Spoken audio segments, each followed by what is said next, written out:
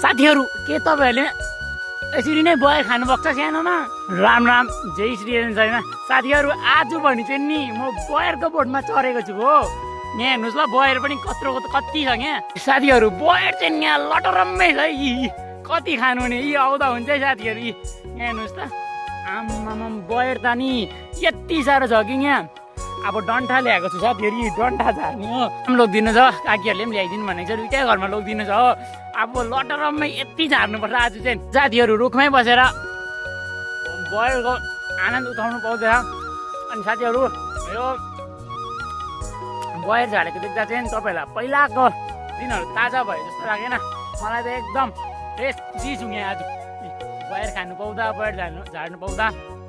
पहिलाको दिन याद आएको छ हौ। कसलाई याद आयो कमेन्ट गरिदिउँ, कसले खानुहुन्थ्यो पहिला कमेन्ट गरिदिउँ। साथीहरू बोटबाट बयर त झारिसकेँ, अब यहाँ